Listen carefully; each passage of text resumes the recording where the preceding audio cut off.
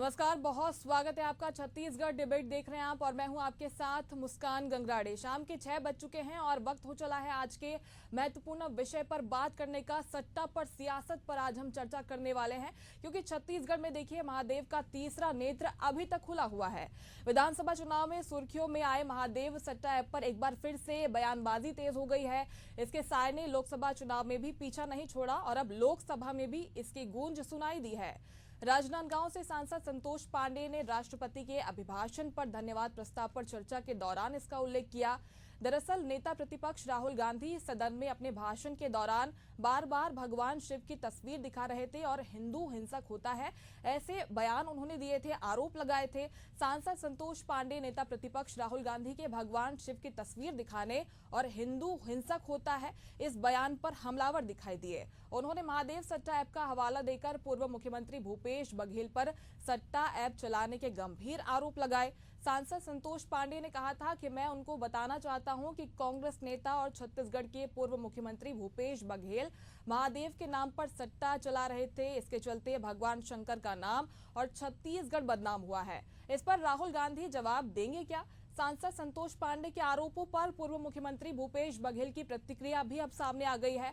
उन्होंने कहा कि हमारी सरकार में महादेव ऐप चलाने वालों पर कार्रवाई करते हुए कई आरोपियों को गिरफ्तार किया गया। लोकसभा के स्पीकर को पत्र लिख रहा हूं। इसके साथ ही इस विषय पर कानूनी सलाह लेकर सुनियोजित दुष्प्रचार के खिलाफ कानूनी कार्रवाई करूंगा। उन्होंने ये भी कहा कि अब मुख्यमंत्री नहीं हूं और केंद्र में भी भाजपा की सरकार है, तो ये महादेव सट्टा ऐप चल क्यों रहा है?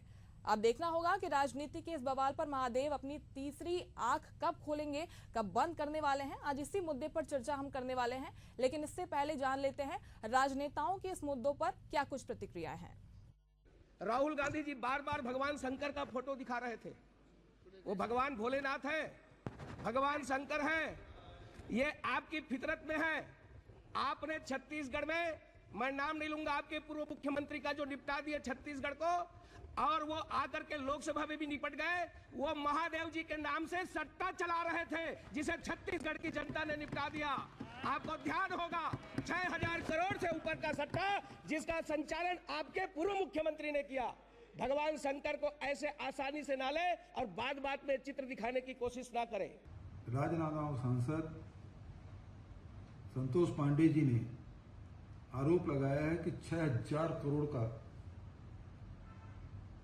महादेव ऐप के माध्यम से मैं संचालित करता हूं, पूर्व मुख्यमंत्री संचालित करते हैं। इस प्रकार की बात उन्होंने कही है जो बेबुनियाद है, और इस मामले में मैं लोकसभा के स्पीकर को भी पत्र लिखने वाला हूं। और सरकार बदल गई, महादेव ऐप चल रहा है, तो क्या इस महादेव ऐप का नाम अब बदल के क्या विष्णुदेव साय ऐप रखने वाले हैं? ये ऐप तो चल रहा है, अभी तक कार्रवाई कुछ नहीं कर रहे हैं। लुकआउट सर्कुलर हमने जारी किया था, विदेश में है, उसको पकड़ के ला नहीं पा रहे हैं। डबल इंजन की सरकार है, और इस प्रकार से अनर्गल प्रलाप नहीं करना चाहिए। और जो सदन के सदस्य नहीं है उसके बारे में इस प्रकार के आरोप लगाना मैं समझता हूं कि अनुचित है।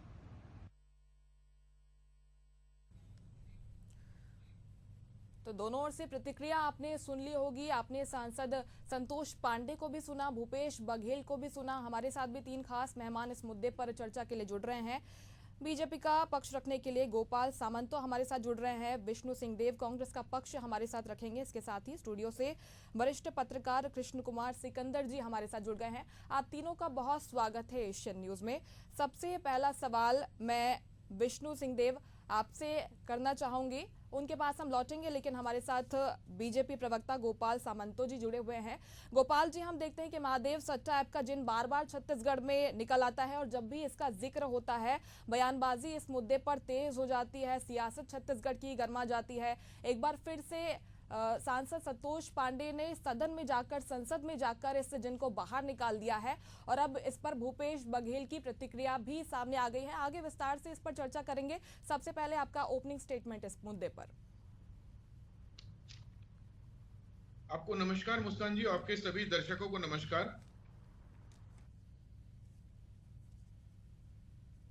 केवल छत्तीसगढ़ को बदनाम नहीं किया गया, बल्कि छत्तीसगढ़ की जनता को लूटा गया।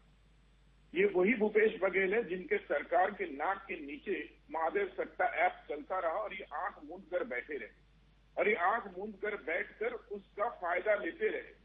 आज भूपेश बघेल आके सामने बात कर रहे हैं महादेव ऐप। 5 साल जब ये सरकार में थे तब तो महादेव सट्टा ऐप पे बात भी नहीं करते थे, तब कहां थी इनकी जुबान।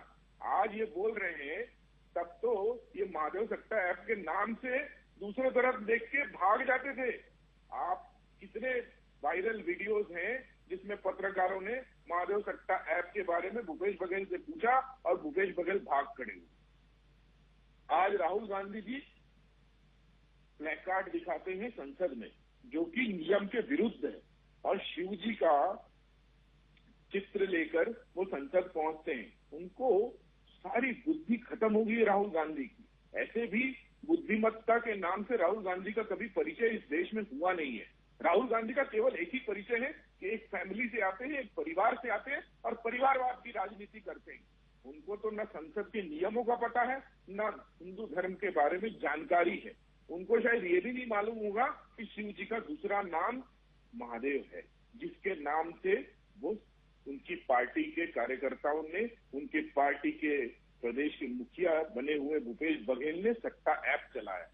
और अगर उनको मालूम भी होगा तो भी उनको शर्म नहीं आएगी। क्या क्या रीति रिवाज सेट कर रही है। आज भगवान के नाम पर, गुरु नानक जी के नाम पर सारे लोगों का फोटो चित्र लेके दिखाना क्या चाहते हैं, क्या साबित करना चाहते हैं। अभय मुद्रा की बात करते हैं, कहाँ थी उनके अभय मुद्रा 1984 में जब दंगे हुए। कहाँ थी उनकी अभय मुद्रा जब इमरजेंसी के नाम पर छोटे छोटे कार्यकर्ताओं को 18 साल, 19 साल, 20 साल के कार्यकर्ताओं को जेल में ठूस दिए थे। कहाँ थे उनके अभय मुद्रा। और हिंदू हिंसक होता है, इससे पहले पूछना चाहता हूँ, कन्हैया कुमार तेली की जब हत्या हुई राजस्थान में कांग्रेस की सरकार थी। कौन था हिंसक, कहाँ थी इनकी सरकार। किसने पूछा इनको कि हिंसक कौन होता है। इनके कार्यकर्ताओं ने केरला पुलिस स्टेशन के सामने 20 पार्टी रखी। कहाँ थे राहुल गांधी, कहाँ थी इनकी क्या बोलते हैं उसकी खुशियों की दुकान, मोहब्बत की दुकान, कहाँ थी इनकी दुकान। भूपेश बघेल ने सरे राह पत्रकारों को पिटवाया, उनका घर कुचला, उनके जमीनों पे बुलडोजर चलवाए। कहाँ थी इनकी मोहब्बत की दुकान। अरे राहुल गांधी को अपने गिरेबाज में झांकना चाहिए और थोड़ी मर्यादा का पालन करना चाहिए कि कोई अगर हमसे इस भारत में ये माना जाता है, कोई हमसे अगर उम्र में ही बड़ा है, कोई हमसे उम्र में सीनियर है तो उसका कम से कम रिस्पेक्ट होता है। उनका बॉडी लैंग्वेज देखिए, वो तो मोहल्ले में बैठे रहने वाले कमेंट करने वाले जो मोड़ पे बैठे रहते हैं उस मुद्रा में बैठे हुए हैं। आप खुद संतोष पांडे जी का वीडियो दोबारा देखिए, उनकी बैठने की मुद्रा देखिए कि संसद में कोई ऐसा बैठता है, एक हाथ ऊपर, एक दूसरे तरफ मुस्कुरा रहे हैं, मजाक उड़ा रहे हैं। क्या बात बताना चाहते हैं। आज वो भूल गए शायद कि वो नेता प्रतिपक्ष बन चुके हैं, उनको रिस्पॉन्सिबिलिटी मिल चुकी है। पिछले बार वो नेता प्रतिपक्ष घोषित रूप से बन नहीं पाए थे, शायद उनको अभी भी वही लग रहा है कि अभी भी वो घोषित रूप से बन नहीं पाए। मैं कहना चाहता हूँ भूपेश बघेल को भी माफी मांगना चाहिए और राहुल गांधी को विशेष तौर पे माफी मांगना चाहिए। भूपेश बघेल को इसलिए माफी मांगना चाहिए कि उन्होंने शिव जी का नाम को खराब किया। अब इतने पवित्र। इस पर जवाब ले लेते हैं गोपाल जी। विष्णु सिंहदेव जी हमारे साथ जुड़ गए हैं। सिंहदेव जी, आरोप कई लग रहे हैं राहुल गांधी पर और पहला ही उनका नेता प्रतिपक्ष के तौर पर संबोधन था ये सदन में और इसके बाद से हम देख रहे हैं कि देश भर में राहुल गांधी गिरते हुए नजर आ रहे हैं। उन पर इमेच्योरिटी का जो पहले से आरोप लगता था कि इमेच्योर है राहुल गांधी, एक बार फिर से यही बात बार बार सामने आ रही है। और अगर इस मुख्य मुद्दे की बात करें तो भूपेश बघेल भी अब गिरते नजर आ रहे हैं और ऐसा तो पहली बार तो नहीं है। भूपेश बघेल का नाम 17 मार्च 2024 को उनके खिलाफ FIR दर्ज हुई थी और कई बार इसके बाद भूपेश बघेल का नाम सामने आया है। सवाल यह है कि भूपेश बघेल का नाम जब पहले भी कई बार सामने आ चुका है, चार्जशीट में उनका नाम है, आरोपी बना लिया गया है, तो पहले तो उन्होंने कानूनी कार्रवाई की बात नहीं की। अब ऐसा क्या हो गया कि कानूनी कार्रवाई की बात कर रहे हैं और इतने हमलावर हो रहे हैं भूपेश बघेल।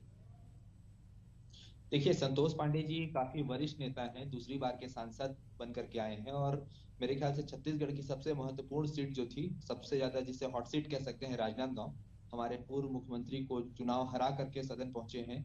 उन्हें उम्मीद थी कि वो दूसरी बार लगातार सांसद बनने हैं, शायद केंद्र सरकार में उन्हें मंत्री बना दिया जाएगा, शायद उन्हें मंत्री का दर्जा दिया जाएगा इस बार, लेकिन उन्हें मौका ना दे करके उनसे कम अनुभवी तोखन साहू जी को जो मंत्री बना दिया गया केंद्र सरकार में, कहीं ना कहीं उस घटना के बाद से संतोष साहू जी का मानसिक संतुलन बिगड़ सा गया है। इसलिए वो सदन में बैठ करके झूठ बोल रहे हैं, उलूल जुलूल बयानबाजी कर रहे हैं और लोकतंत्र के मंदिर में बैठ करके कुछ भी झूठ उटपटांग बातें वो लगातार कर रहे हैं। जनता के बीच में उनके बातों का कोई असर नहीं होना है। छत्तीसगढ़ की जनता सच से वाकिफ है, हिंदुस्तान की जनता सच से वाकिफ है।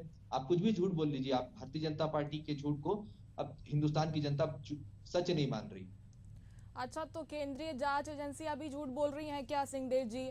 उनके हिसाब से तो आरोपी हैं भूपेश बघेल, नाम उनका चार्जशीट में दर्ज किया गया है, आगे की जांच भी चल रही है, वो भी झूठ बोल रहे हैं क्या? बिल्कुल जांच होनी चाहिए, अगर ऐसा है तो बिल्कुल जांच होनी चाहिए। लेकिन छत्तीसगढ़ में जब कांग्रेस की सरकार थी तो कांग्रेस ने 72 से अधिक एफआईआर छत्तीसगढ़ में दर्ज कराए थे।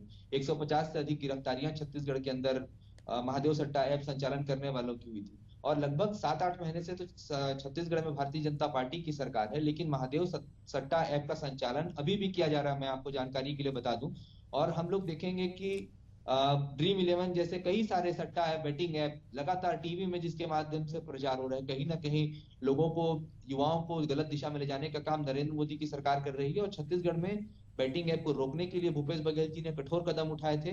कहीं ना कहीं भारतीय जनता पार्टी का जो पेट में दर्द है वो संसद में नजर आ रहा है। ठीक है सामंत जी, आप इस पर जवाब दीजिए। कांग्रेस पार्टी कह रही है कि हमारे समय में तो हमने इस पर जांच की, गिरफ्तारियां भी हुई, कई चीजें जब्त भी की गई। अब क्योंकि डबल इंजन की सरकार है, अभी भी किसी न किसी माध्यम से यह संचालित हो रहा है, इस पर रोक क्यों नहीं लगा पा रही है सरकार? मैं विष्णु जी से पूछना चाहता हूँ आपके माध्यम से, कौन सी गिरफ्तारी, कैसी गिरफ्तारी, कहाँ की गिरफ्तारी?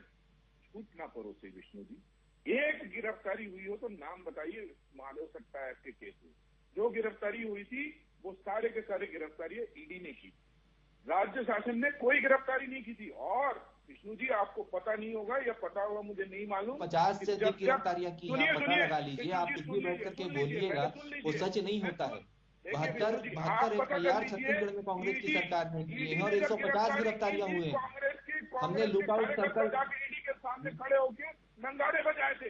ये कांग्रेस का शासन होता है, ये कांग्रेस का रीति रिवाज होता है कि एक संवैधानिक फोर्स ईडी जाके गिरफ्तारी करती है और उसके बाद आप लोग नंगाड़ा बजाते हो, आप लोग उसके सामने प्रशासन करते हो, ईडी के लोगों से झूमाझटकी करते हो। अरे कहाँ, सब छत्तीसगढ़ के लोगों ने देखा है, बिल्कुल लाइव देखा है। आप लोगों ने अपने सरकार रहते क्या किया है, छत्तीसगढ़ के पुलिस को आपने बेजा इस्तेमाल किया है। जब जब ईडी आती थी छत्तीसगढ़ के पुलिस के संरक्षण में आप लोग ईडी के दफ्तर के सामने घेराबंदी करते थे। ऐप का जो आरोपी है, जो विदेश में छुपा हुआ है, हमने उसके लिए लुकआउट सर्कल जारी किया था। लेकिन अभी तो डबल इंजन की सरकार है ना साहब, विदेश से आप उसे पकड़ करके क्यों नहीं ले आते हैं? 6 महीने से फरार है। मेरा एक छोटा सा मांग है कि विदेश से उस अपराधियों को पकड़ करके क्यों नहीं ले आते हैं? आप लोग तो विदेशों से काला धन लाने का बात करते थे, दाऊद इब्राहिम को पकड़ करके भारत में लाने का बात करते थे। एक छोटा सा अपराधी, सट्टे का अपराधी, जिसका लोकेशन आपको बता दिया गया, आपकी सरकार ने आज तक 7-8 महीनों में से पकड़ करके गिरफ्तार करने का काम नहीं किया। ईडी ने सामने जाकर ढोल नंगाड़े बजाए, ईडी को ऊपर हमला किया। गोपाल जी, लौटूंगी आपके पास, एक एक कर प्रतिक्रिया जानेंगे तो बेहतर होगा, जनता तक ठीक तरीके से हम सबकी राय पहुंच जाएगी। वरिष्ठ पत्रकार कृष्ण कुमार सिकंदर जी स्टूडियो से हमारे साथ मौजूद हैं। सिकंदर जी, दोनों पक्षों को आपने सुना होगा और जैसे मैंने पहले भी कहा था कि हर बार ये जो जिन है महादेव सट्टा ऐप का बार बार छत्तीसगढ़ में उभरता है और दोनों पक्ष कह रहे हैं कि हमने तो इस पर कार्रवाई की है, अब बीजेपी कह रही है कि हम इस पर जांच कर रहे हैं। भूपेश बघेल का नाम भी लगातार सामने आ रहा है, लेकिन भूपेश बघेल हमलावर इस पर दिखाई दे रहे हैं कि क्यों मेरा नाम अब सामने आ रहा है, कानूनी कार्रवाई की बात कर रहे हैं। पूरा मैटर तो आप अच्छी तरीके से जानते हैं, इस पर आपका रिएक्शन लेना चाहूंगे। सट्टा किसी भी हालात पे ठीक नहीं है, चाहे वो महादेव के नाम पर बन रहा हो या किसी भी नाम पे चल रहा हो। बात यहाँ महादेव सट्टा ऐप की सदन में मामला उठा है, उसके बाद भूपेश बघेल ने जो बात कही है वो उनका अधिकार है, राजनीतिक अधिकार है, उनको कहना चाहिए। एक दो बात मैं स्पष्ट कर दूं कि सदन में उठाए गए किसी भी विषय पर कोई कानूनी कार्रवाई नहीं हो सकती। यही कारण है कि भूपेश बघेल ने कहा है कि मैं स्पीकर को पत्र लिखूंगा। स्पीकर को पत्र लिखकर क्या होगा, सदन में सांसद जवाब दे देंगे कि भाई मैंने तो इस आधार पे कहा है कि ईडी के एफआईआर में भूपेश बघेल का नाम है। यहाँ से तो वो बरी हो जाएंगे। अगर वास्तव में भूपेश बघेल उसमें नहीं है शामिल तो उनको कोर्ट जाना चाहिए, या ईडी ने भी अगर उनका नाम गलत लिया है, जैसा कि वो कह रहे हैं संचालक, ये शब्द गलत है, मुझे नहीं लगना चाहिए कि संचालक जैसा शब्द होगा, लेकिन ये बात अभी बीजेपी के प्रवक्ता ने उठाया कि उनके कोषाध्यक्ष क्यों फरार है, ये बड़ी बात है। तो कहीं ना कहीं लिंक की बात आती है, तभी जांच एजेंसियां उनको घेरे में लेती हैं। जांच के बाद क्या सही निकलेगा क्या गलत निकलेगा ये बात की चीज़ है। अगर भूपेश बघेल को लगता है कि संसद में सांसद ने गलत सवाल उठाए हैं और कानूनी कार्रवाई की भी बात उन्होंने अपने स्टेटमेंट में कही है कि मैं कानूनी सलाह लेकर इस पर कार्रवाई करेंगे, तो उनको मानहानि का मुकदमा करना चाहिए। लेकिन ये बात भूपेश बघेल को भी पता है कि वो मानहानि का मुकदमा नहीं कर पाएंगे, क्योंकि उसके लिए आधार चाहिए। आधार संसद है और संसद की किसी कार्रवाई के आधार पर किसी सांसद पर कार्रवाई नहीं होती। आप देखते हैं केजरीवाल से लेकर देश के सारे बड़े नेता जो गंभीर आरोप लगाते हैं वो सदन के अंदर लगाते हैं। वो इसलिए लगाते हैं सदन के अंदर कि उस पर कोई कार्रवाई, कोई एक्शन नहीं हो सकता है। महादेव सट्टा ऐप पे अगर सब कुछ है तो सभी को जांच का इंतजार करना चाहिए, इस पर राजनीति नहीं होना चाहिए। वास्तव में ये जांच का विषय है और जांच भी मेरा मानना है कि त्वरित गति से होनी चाहिए। जहाँ तक बात है, अभी बीच में कांग्रेस के प्रवक्ता कह रहे थे कि महादेव सट्टा ऐप पर बीजेपी ने प्रतिबंध क्यों नहीं लगाया। 5 नवंबर 2023 को भारत सरकार ने विधिवत इस पर प्रतिबंध लगाया है। टोटल 38 ऐप, जिसमें महादेव ऐप भी शामिल है, उस पर प्रतिबंध लगाया जा चुका है। अब ये संचालन कैसे हो रहा है, सवाल ये है। संचालन ये है कि गूगल के नेटवर्क पे देखा जा सकता है कि अब महादेव सट्टा ऐप नाम से कोई भी सट्टा का वो नहीं है, बल्कि ये लोग क्या करते हैं, जो विदेश में बैठे इनके मुखिया है जिनको लाने की बात चल रही है, जिस पर कहते हैं कि लुकआउट नोटिस जारी किया है, सरकार को उनको पकड़ के लाना चाहिए। अच्छे संबंध हैं और निश्चित रूप से जो दोषी हैं, जो देश के भविष्य खराब करके उनको लाना चाहिए।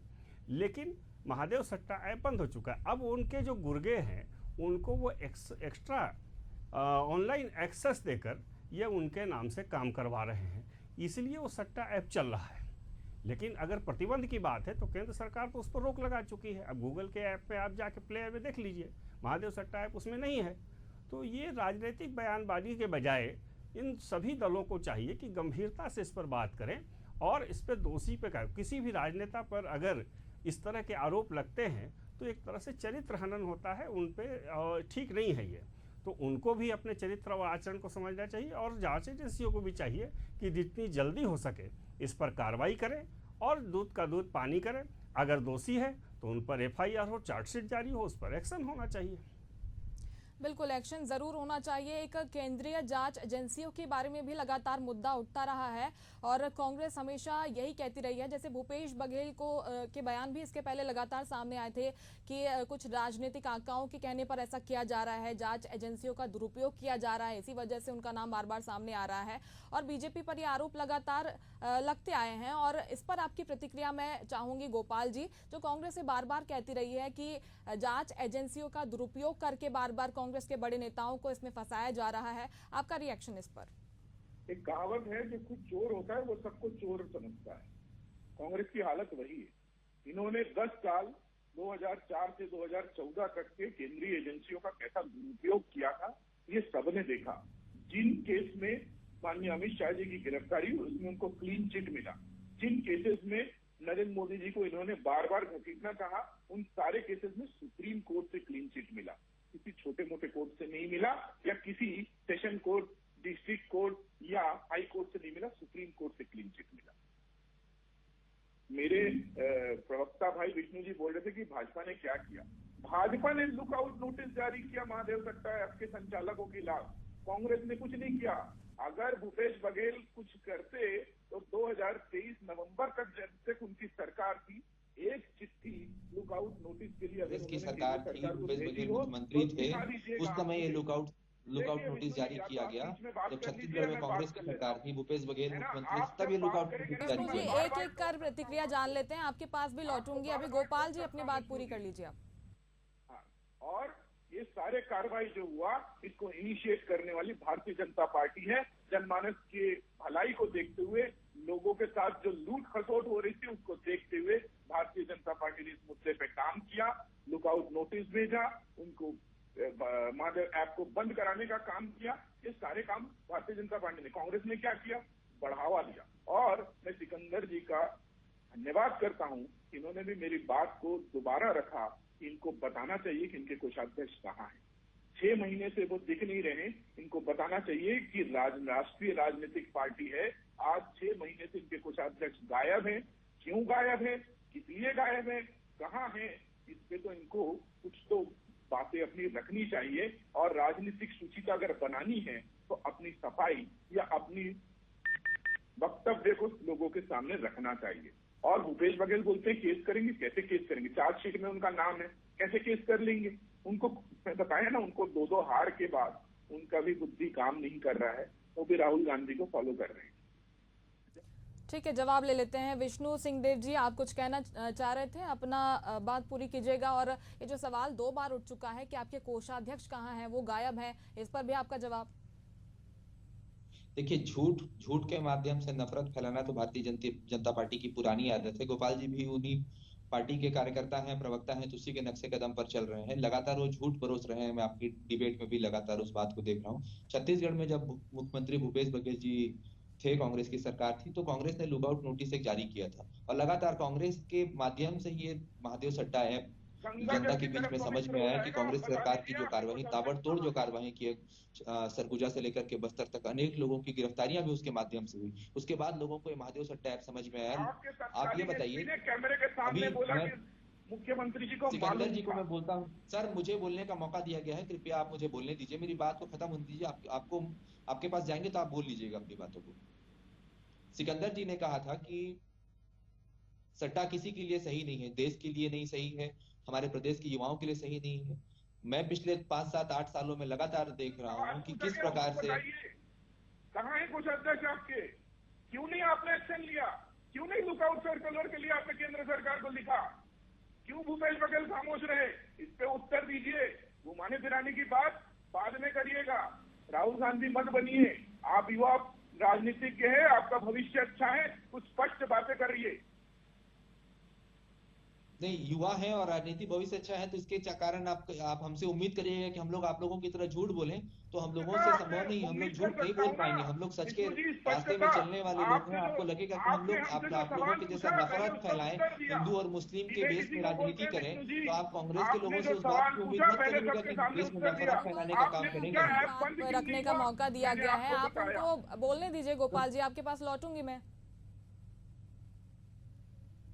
जी विष्णु जी, निश्चित रूप से मैं आप लोगों जी मैं ये बोलना चाहूंगा कि मैं पिछले 5, 8, 10 सालों से हम लोग देख रहे हैं कि टीवी में एड के माध्यम से ड्रीम इंडिया के में सट्टा बैटिंग ऐप चलाया जा रहा है। तो केंद्र की सरकार कहाँ है? लगातार बढ़ावा देने का काम बैटिंग ऐप को किया जा रहा है। देश में सट्टा के कारोबार को बढ़ावा देने का काम किया जा रहा है। लाखों हजारों घर तबाह हो रहे हैं, हम लोग लगातार देखते आ रहे हैं सट्टा के माध्यम से। अब पहले हम लोग देखते थे कि फिल्म जगत के सितारे या क्रिकेटर अगर किसी चीज का प्रचार कर दें, गुटखा का प्रचार कर दें, शराब का प्रचार कर दें, सिगरेट का प्रचार कर दें, तो उसकी बिक्री में तेजी आ जाती थी। लेकिन हम लोग अभी पिछले कुछ समय से लगातार देख रहे हैं कि सारे क्रिकेटर, सारे फिल्म स्टार लगातार ड्रीम 11 का प्रचार कर रहे हैं, बैटिंग करने के लिए लोगों को प्रोत्साहित कर रहे हैं। तो क्या भारत में इस तरीके का बैटिंग ऐप, इस तरीके का चलना कितना जायज है?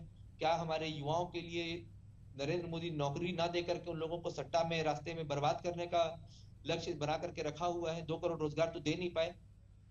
लगातार लोगों को गलत रास्ते में ढकेलने का काम हमारी केंद्र की सरकार कर रही है। मैं उस ओर आपका ध्यान आकर्षित कराना चाहूंगा। 3 करोड़ 80 लाख पीएचईएसआईसी। संक्षिप्त में आपकी प्रतिक्रिया, क्लोजिंग स्टेटमेंट आपका मैं गोपाल जी चाहूंगी। कह रहे हैं कि ऐसे कई ऐप हैं जो संचालित हो रहे हैं जिससे युवाओं का भविष्य खराब हो रहा है, सट्टेबाजी को पाए। इस पर आगे क्या कुछ काम किया जा रहा है, इस पर जवाब लेंगे आपसे। मुस्कान जी, पहले इनसे तो जवाब ले लीजिए। इनके कुछ अध्यक्ष कहाँ हैं? इन्होंने लुकआउट सर्कुलर के लिए क्यों नहीं लिखा? इन्होंने एफआईआर क्यों नहीं किया? वो जवाब देना नहीं चाहते क्योंकि 3 बार ये सवाल उठ चुका है बार बार। गोपाल जी, आपसे संक्षिप्त में, क्योंकि समय की कमी है, आप क्लोजिंग स्टेटमेंट, उसके बाद सिकंदर जी के पास में जाऊंगे। और ये तो डिबेट की प्रथा तोड़ रही है। अगर आप कुछ पूछ रहे हैं, सिकंदर जी कुछ पूछ रहे हैं, मैं पूछ रहा हूं, तो बताना चाहिए। अगर स्पष्टता, राजनीतिक स्पष्टता क्या होती है? आप मुझसे सवाल जो पूछे आपने, मैंने सारे सवालों का जवाब दिया है। अगर वो बचना चाहते हैं सवाल से, तो इसका क्या मतलब? तो हम क्या निकालें? बचने देंगे? तो क्या आप बचने देंगे? ठीक है, क्या मीडिया बचने देगी? आप अपना क्लोजिंग क्या स्टेटमेंट मीडिया क्या बचने ड्रीम देना चाहती 11 है जैसा कांग्रेस को? जो बैटिंग क्या सट्टा ऐप मीडिया चल रहा है, बचने क्या देना वो चाहती जायज है है आपकी कांग्रेस नजरों को? में? क्या भारतीय जनता पार्टी की नजर में वो सही है? मेरा विनम्र आपसे निवेदन है, क्या मीडिया बचने देना चाहती है इस मुद्दे पर कि इनका कुछ अध्यक्ष कहाँ है? क्या मीडिया बचने देना चाहती है इस सवाल पर कि देखिए उन्होंने गोपाल जी, सवाल मैंने जरूर उठाया है लेकिन विषयांतर हम नहीं करते गोपाल हैं। जी, अभी जो मीडिया मुख्य आपसे ये मुद्दा पूछ है रही है कि कि क्या जो ड्रीम 11 सांसद ने उठाया है भूपेश सही है बघेल की भारतीय जनता प्रतिक्रिया पार्टी की सामने आई नजर है। में? विष्णु सिंह देव जी, मैं गोपाल जी से ये सवाल पूछना चाहती हूँ, उस पर आपका क्लोजिंग स्टेटमेंट। ये जो डिबेट हुई है, आधे घंटे चर्चा हमने की है, इसका सार क्या निकलता है? इसके ऐसा साथ कोई ही उन्होंने जो अनैतिक- सवाल उठाया मैं है उस पर आपको आगे क्या निश्चित- काम किया जा रहा है? मुस्कान क्योंकि जी, जी मैं आपको बताता हूँ, अगर आप काम की बात करते हैं तो सारे अकाउंट्स को आप अगर आज अकाउंट कोई भी ओपन कराने जाता है करंट अकाउंट, तो एक अकाउंट के बाद दूसरा अकाउंट ओपन नहीं होता। ये भारतीय जनता पार्टी सरकार की देन है, ये भारतीय जनता पार्टी सरकार के ट्रांसपेरेंसी की पॉलिसी है। आज बैंकिंग को सॉफ्टवेयर से इतनी सफाई से और इतनी टेक्निकल रूप से जोड़ा गया है कि कोई बैंकिंग अकाउंट से फर्जी काम नहीं कर सकते।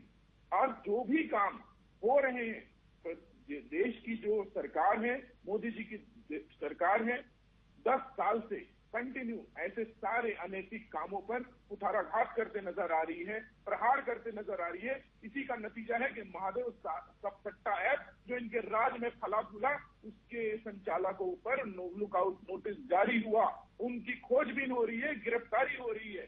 चलिए ठीक है, बीजेपी कह रही है कि हम लगातार इस पर काम कर रहे हैं और आगे भी ये जो अवैध रूप से संचालित हो रहे हैं, सट्टा ऐप संचालित हो रहे हैं, इनके लिए काम किया जाएगा, इनको बंद करने के लिए काम किया जाएगा। सिकंदर जी, आपका क्लोजिंग स्टेटमेंट मैं चाहती हूँ। दोनों पक्षों को आपने सुना होगा, आपका रिएक्शन इस पर। मैंने पहले ही कहा था कि सट्टा किसी भी प्रकार का है वो जायज़ नहीं है और इससे नुकसान ही होता है, देश का नुकसान है, देश के भविष्य का नुकसान है, ये किसी भी तरह से उचित नहीं है। जहाँ तक डिबेट में सवाल से बचने का सवाल है, तो दोनों ही प्रवक्ता सवाल से बचने का प्रयास किए। वो कोषाध्यक्ष कहाँ है ये नहीं बता पाए, तो बीजेपी के प्रवक्ता ये नहीं बता पाए कि जो दूसरे ऐप चल रहे हैं, जो टीवी पर प्रचार चल रहा है, उसका क्या होगा, उसको बंद करना चाहेगी बीजेपी या नहीं। इस सवाल से वो भी बचना चाहने की कोशिश कर रहे थे। तो कुल मिला के मेरा मानना है कि इस सवालों से बचने की बजाय सीधा सीधी स्पष्ट उत्तर देना चाहिए और देश के भविष्य को ध्यान में रखकर और युवाओं के भविष्य को ध्यान में रखकर सरकार को कदम उठाना चाहिए।